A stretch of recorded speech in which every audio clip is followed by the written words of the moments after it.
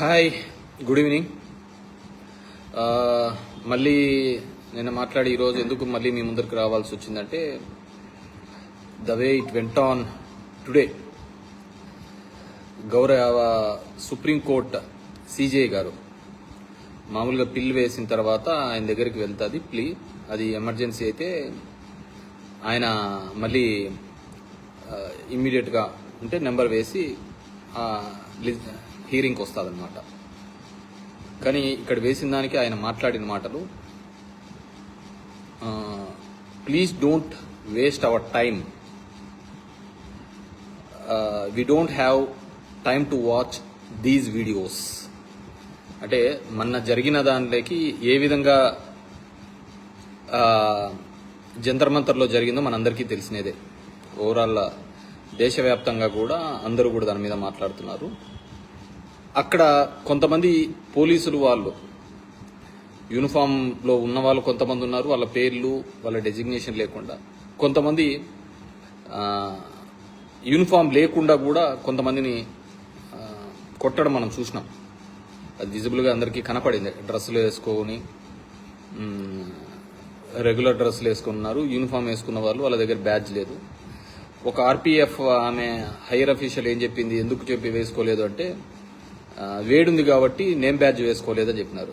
ఎంత దిగజారిపోయిందో అర్థం చేసుకో. దాని మీద ఇమ్మీడియట్గా విచారణ చేపట్టండి అనే దానికి అడిగితే వి డోంట్ హ్యావ్ టైం. ఈ వర్డ్ చరిత్రలో నిలిచిపోతుంది. రేపు పొద్దున మామూలుగా రాస్తూ ఉంటారు కదా, చరిత్రలో రాయదగ్గ అంశంలో ఈ దేశ రాజకీయాలు మారిన దానిలలో చూస్తే వి డోంట్ హ్యావ్ టైం అనేది చిరస్థాయిగా నిలిచిపోతారు. దెన్ ఎవరికి టైం ఉన్నట్టు?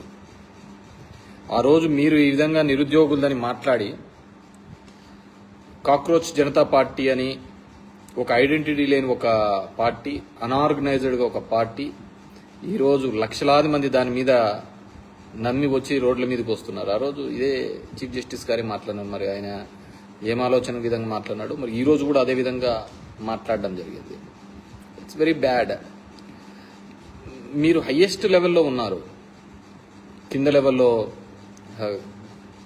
సమస్య తీరకపోతే ఇంకా ఈ దేశంలో కోర్టుల ద్వారా న్యాయం జరుగుతుందని 90% ప్రజలు నమ్ముతున్నారు. కొన్ని వివిధ కారణాల వల్ల ఉండొచ్చు, ఎక్కడైనా కానీ అటు ఇటు తప్పు చేసిన వాళ్ళు కూడా ఉండొచ్చు.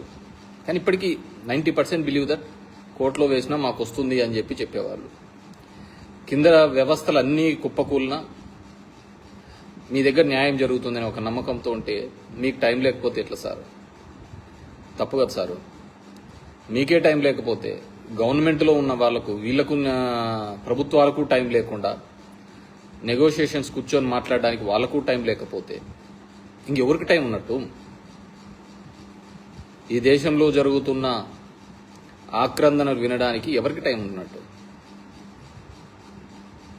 పాలకుడికి టైం లేదు, న్యాయస్థానాలకు టైం లేకపోతే ఇంకెవరికి లేనట్టు. So it's very bad. ఎందుకో కానీ అలా మాట్లాడిండకూడదని చెప్పి చాలామంది యొక్క భావన. మరి ఆయన ఎందుకు మాట్లాడుతున్నాడు? అప్పుడు కాక్రోచెస్ లాగా నిరుద్యోగులను అన్నదాని విషయంలో కావచ్చు, ఇప్పుడు అన్నదానుల విషయంలో కావచ్చు, ఎందుకు ఆ విధంగా మాట్లాడుతున్నాడు? మొన్న కూడా ఒక లాయర్ కూడా కోర్టులో అలా మాట్లాడిండకూడదు, ఆయన కూడా ఆ విధంగా వచ్చి అక్కడ మాట్లాడడం జరిగింది. సో ఎవరో ఒకరు రావాలి కదా, safe guard of the people. జరుగుతున్నది మొన్న జరిగిన నీట్ లీక్లో ఉన్నారు, మళ్ళీ ఎగ్జామ్ రాసినారని చెప్పి అర్నబ్ గారు ఎక్కడో చెప్పి విన్నాను. ఎస్, ఎగ్జామ్ రాస్తూనే ఉన్నారు, లీక్ అవుతోంది, రాస్తున్నారు. సిబిఎస్ఈ 115 సార్లు లీక్ అయింది, మళ్ళీ ఎగ్జామ్స్ పెడుతున్నారు. కానీ ప్రిపేర్ అయిన పిల్లవాళ్ళ వాళ్ళ భవిష్యత్తు ఏమిటి అని చెప్పేసి ఆ భవిష్యత్తు కోసమే పోరాడుతున్నారు, ఆ భవిష్యత్తు కోసమే ఇవన్నీ చెప్తున్నారు. వాటికి ఖచ్చితంగా అండగా ఉండాల్సిన ఆలోచన ప్రభుత్వాలకి ఉండాలి. అది లేదు కాబట్టి మీ దగ్గరికి రావడం జరిగింది.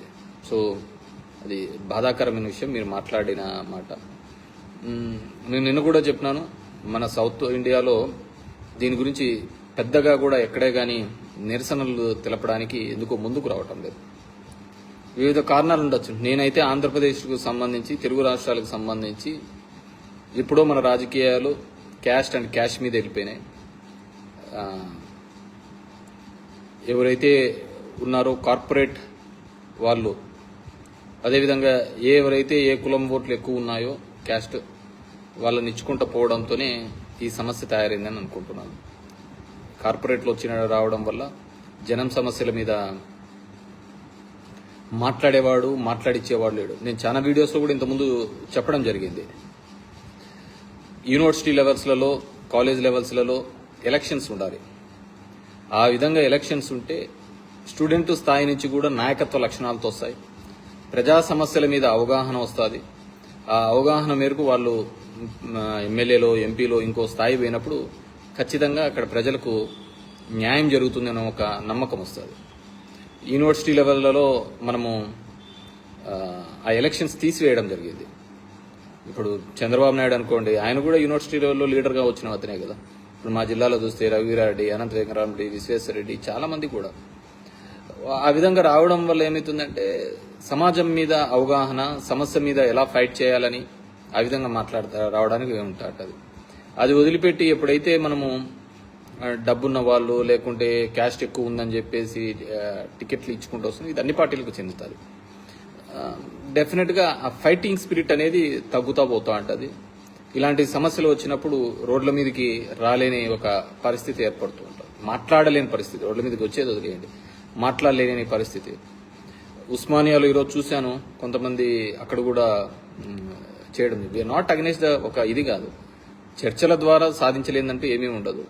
మాట్లాడి ఒక చట్ట రూపంలో తీసుకొని వస్తే ఇంకొకసారి ఈ విధంగా ఉన్న వాళ్ళకి ఏదైనా ఒక అకౌంటబిలిటీ ఉంటుందనేది అందరూ కోరుకుంటున్న విషయం. ఉస్మానియాలో జరిగింది, మన ఆంధ్ర యూనివర్సిటీలో కూడా తొందరలోనే జరుగుతుందని నేను అనుకుంటున్నాను. ఎందుకంటే మిగతా యూనివర్సిటీలన్నీ డీమ్డ్ యూనివర్సిటీలు అయిపోయినాయి కదా, కాలేజీలు అంతా ఏమీ లేదు. అందరికి ఇప్పుడు చెప్తారు ఏదైనా ఉన్నామంటే ప్రాక్టికల్లో అది చేస్తాం, ఇది చేస్తామని. అది మాట్లాడే తత్వం ఇది తగ్గిపోయింది. మావానికి కూడా చెప్పిన, మా కొడుకు కూడా పోయి ఢిల్లీకి పోయి అక్కడ వాళ్ళకు మద్దతు తెలిపిరా. ఇట్స్ నాట్ అగెన్స్ట్ ద గవర్నమెంటో ఇంకోటనో కాదు, దేశం కోసం, ఇక్కడ విద్యార్థుల కోసం. కార్పొరేట్ కబంధ హస్తాల్లో ఉన్నటువంటి ఈ విద్యా వ్యవస్థ దీని నుంచి బయటకు వచ్చి ఒక మంచి విద్య, వైద్యం అందించే విధంగా దేశం ముందుకు అడుగులు వేయడానికి ఇలాంటి సమయంలో మనము భాగస్వాములు కావాలి, మనం దాని గురించి మాట్లాడాలి అనే ఉద్దేశంతోనే చెప్పడం జరిగింది. సో ఇప్పటికైనా సరే చీఫ్ జస్టిస్ గారు ఆ విధంగా మాట్లాడిన దానిలకు ఇమ్మీడియట్గా ఏదైతే ప్లీ వేసినారో దాన్ని ఇమ్మీడియట్గా తీసుకొని ఎక్కడైతే జరిగిందో, ఈ అన్యాయం ఎక్కడైతే జరిగిందో, ఎవడైతే అక్రమంగా వచ్చి చొరబడి ఆ పిల్లల్ని కొట్టడం జరిగిందో ఆ ఉద్యమాన్ని అణచివేయాలని చూసినారు. అణచివేసేదంటూ ఎక్కడ ఉండదు. ఇంకా మన దాంట్లో చాలా మేలు అనుకోవాలి. మీరు చుట్టుపక్కల దేశాల్లో జరిగిన తీరును చూస్తే, శ్రీలంకలో అట్లాంటి చోటైతే ప్రెసిడెంట్ని, ప్రైమ్ మినిస్టర్ ఇళ్లలోకి దూరినారు. బంగ్లాదేశ్లోనూ అలాగే చేసినారు, నేపాల్లోనూ అలాగే చేసినారు. స్టిల్ ఒక రెస్పెక్ట్ అనేది ఉంది. సో డెఫినెట్గా స్పందించాలని చెప్పేసి కోరుకుంటున్నాను. కానీ నాకు తెలిసి అయితే ఏ ప్రభుత్వము, ముఖ్యంగా ఈ ప్రభుత్వం స్పందించదనుకుంటున్నా. ఎందుకంటే ఒకసారి ధర్మేంద్ర ప్రధాన్ అనే వ్యక్తి రాజీనామా చేసినాడే అనుకోండి ఈ ఒత్తిడి మేరకు, నెక్స్ట్ ఇమ్మీడియట్గా ఎవరు వస్తారు? E20 కలుపుతున్నా, ఇథనాల్ కలుపుతున్నాడు, గడ్కరీ వస్తాడు. ట్రాన్స్పోర్ట్ మినిస్ట్రీ జరుగుతున్న అవకతవకలకి, చనిపోతున్న దానిలకు అని చెప్పేసి. ఎందుకంటే అకౌంటబిలిటీ తీసుకోవడం మానేసినాం కదా ఈ దేశంలో. అది ఉద్యోగస్తుల మీద ఒక 3-4 మీద దొబ్బేయడము, ఇదే పరిస్థితికి అయిపోతుంది. సో నెక్స్ట్ ధర్మేంద్ర ప్రధాన్ వస్తాడు. ధర్మేంద్ర ప్రధాన్ అయిపోతాను, గడ్కరీకి వస్తాడు. E20 కలుపుతాను, ఇదంతా దొంగది, మా ఇంజన్లు చెడిపోయినాయి, మా మైలేజ్ చెడిపోయినాయి, దీంట్లో కరప్షన్ ఉంది అని రాజీనామా చేయమంటాడు. అది మళ్ళీ నెత్తికి చుట్టుకుంటుంది. నెక్స్ట్ ఇది అయిపోయిన తర్వాత ఈవీఎంలలో అంత దొంగ మోసం జరుగుతానే లేదు, మళ్ళీ పేపర్ బ్యాలెటే రావాలి అంటారు. ఇవన్నీ వచ్చేలకు మళ్ళీ ప్రభుత్వానికి ఇబ్బంది అయిపోతాయి కదా, మళ్ళీ గవర్నమెంట్కే ఇబ్బంది అయిన పరిస్థితి. ఇప్పుడైతే ఏదో ఈవీఎంలు కూడా నొక్కుతున్నారు, పోతున్నారు, ఎవడో చేతుల్లో ఉంటానే గెలుస్తున్నాము అయిపోతుంది కదా దేశంలో. ఇప్పుడు ఇవన్నీ చేస్తే, ఒకటి రాజీనామాని యాక్సెప్ట్ చేస్తే మిగతావన్నీ ఇట్లాంటివన్నీ వస్తా ఉంటాయి. ఎక్కడ జరిగినాయి ఇవన్నీ కూడా. రామ మందిరం నిధులు దొంగలించిన దాంట్లో ఉన్న కమిటీ మెంబర్స్లో 50% పైగా అక్కడున్న గవర్నమెంట్ను వీళ్ళు వేసిన వాళ్ళే, మరి దొంగతనం ఎలా జరిగింది, వీటికన్నిటికీ లెక్కాసారాలు చెప్పాల్సి వస్తూ ఉంటుంది, వాళ్ళ మీద యాక్షన్ తీసుకోవాల్సి వస్తూ ఉంటుంది. కాబట్టి దీన్ని ఇక్కడికే తొక్కివేయాలి అనే ఒక భావనతో ఉండొచ్చు, దానికే ఇట్లాంటివన్నీ యాక్షన్ తీసుకోరని నేను అనుకుంటున్నాను. సో ఏదైనప్పటికీ కూడా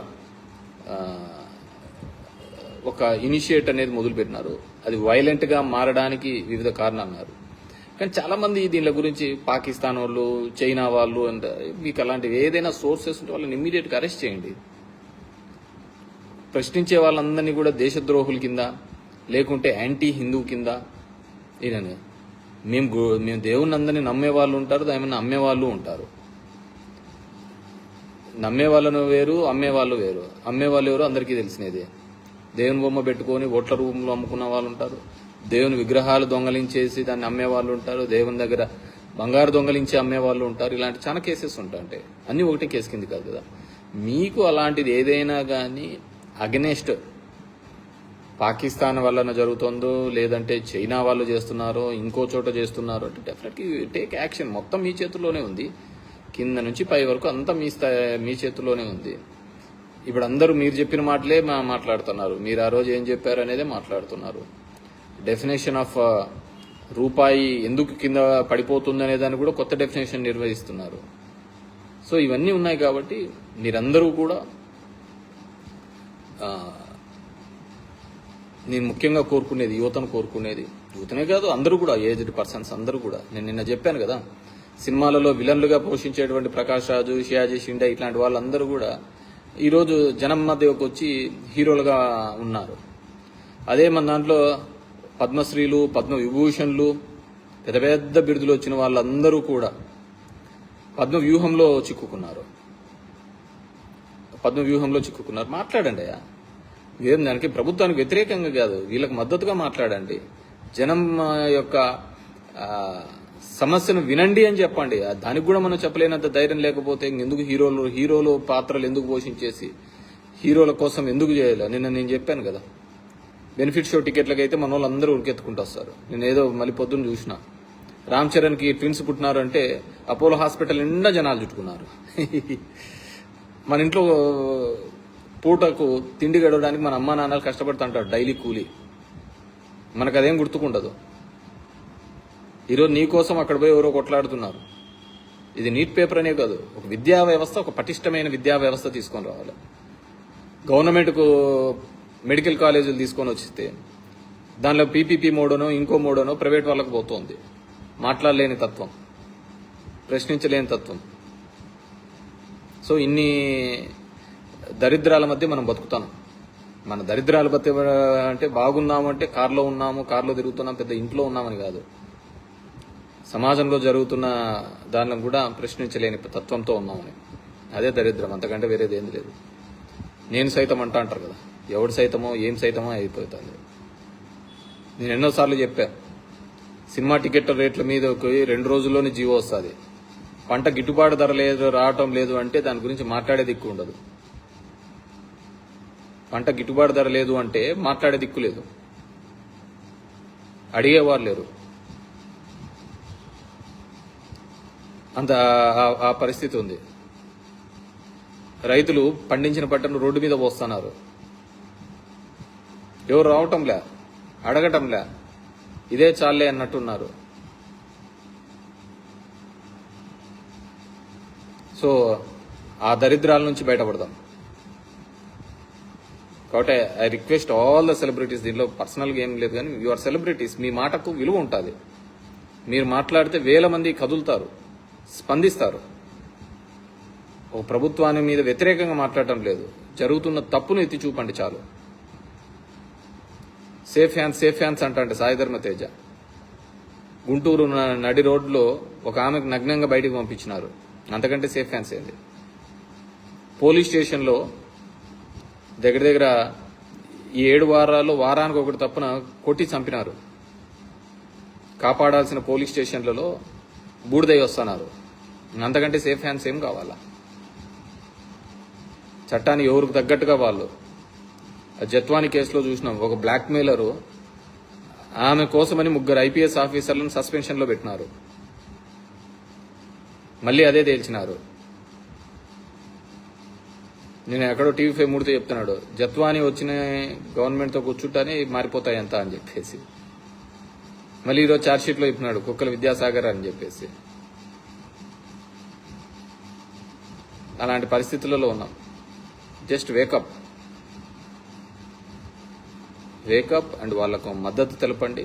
అన్ని మద్దతులు హింసాత్మకంగా పోవాలని లేదు, ఇది లేదు, మాట్లాడండి, జస్ట్ డిస్కస్ అబౌట్ ఇట్. ఇంకా మతం పేరు మీద ఓట్ల కోసము, రాముడి పేరు మీద, అల్లా పేరు మీద, జీసస్ పేరు మీద ఓట్లాడుకోవడానికి కాకుండా చేసిన అభివృద్ధి మీద, చేయబోతున్న అభివృద్ధి మీద, ఈ దేశాన్ని ముందుకు ఏ విధంగా తీసుకోబోతున్నామనే దాని మీద మాట్లాడండి. దగ్గర 120 నుంచి 130 మంది ఇస్రోలో సైంటిస్టులు రాజీనామా చేసినారు. మళ్ళీ కేంద్రం ఒకటి ఇచ్చినాడు, ఆ విఆర్ఎస్ తీసుకోవడానికి కఠినతరం చేస్తూ కొత్తగా ఆర్డర్ ఇవ్వడం జరిగింది. ఇవన్నీ ఎందుకు జరుగుతాయి? కాబట్టి వీటి మీద కాన్సన్ట్రేట్ చేయాలని చెప్పేసి రిక్వెస్ట్. అండ్ సిజే గారు, సూర్యకాంత్ గారు, దయచేసి కమ్ టు రెస్క్యూ. బాధితుల తరపున నిలబడండి, వినండి. డోంట్ హ్యావ్ టైం అనేది ఇట్స్ వెరీ